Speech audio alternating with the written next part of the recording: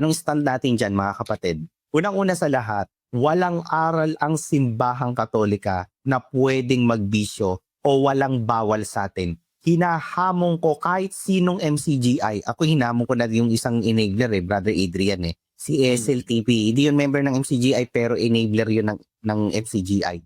Hinahamon ko kahit sino pang MCGI. Magpapapugot ako ng ulo. Magbigay kayo kahit isa lang. Isang CCC number. Isang Catechism of the Catholic Church. Kasi yung libro natin Brother Adrian, andun yung pinaka-essential ng ating pananampalatayang Katoliko. Andun yung mga main, very important topics, very important teachings ng simbahan nakalagay doon. Magbigay kayo sa akin kahit isang CCC number na ang Iglesia Katolika nagturo pwedeng magbisyo o walang bawal sa Iglesia Katolika.